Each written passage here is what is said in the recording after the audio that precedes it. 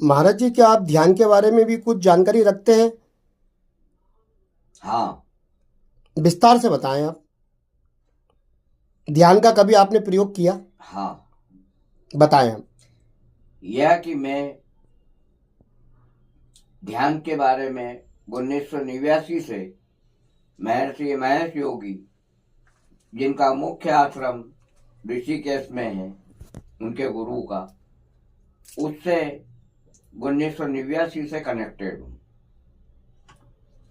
उस समय जब महर्षि महेश योगी को उज्जैन में कोई भी आदमी ध्यान केंद्र के लिए जगह देने को तैयार नहीं था,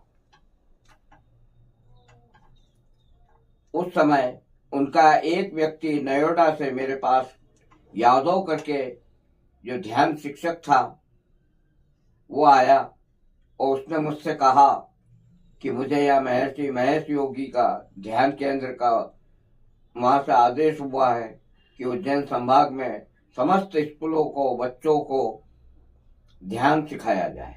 कौन से सन की बात है? ये वर्ष 1989।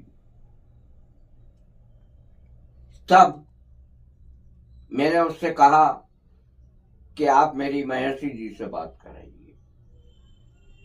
तो यादव साहब ने कहा कि मैं आपकी बात करवा तो सकता हूं, बाकी वो यहाँ नहीं, स्विट्जरलैंड में विक्टोरिया के चर्च में उनने उसको मंदिर बनाया है, वहां पर निवास करते हैं।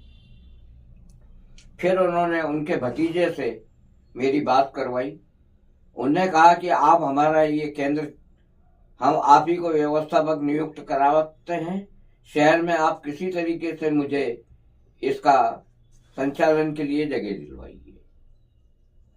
क्योंकि उसके पूर्व वो 15 दिन तक भटक कर सभी जगह तलाश कर चुके थे, उन्हें किसी भी व्यक्ति ने जगह नहीं दी थी। इस पर मैंने लखेरवाड़ी के अंदर सेठ बच्छराज भंडारी की धर्मशाला की एक मंजिल 2000 रुपये महीना किराए पर 8 कमरे लेके और महर्षि महेश योगी का ध्यान केंद्र चलाया, जो करीब 2 वर्ष तक चला।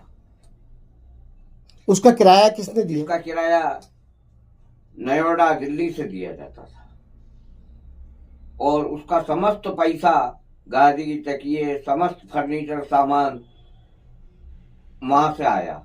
उनने पैसा भेजा और यहाँ यादव साहब ने खरीदा और उसके बाद ध्यान केंद्र। कौन यादव साहब? क्या नाम है उनका? वो दिल्ली के अंदर उनकी ही संस्था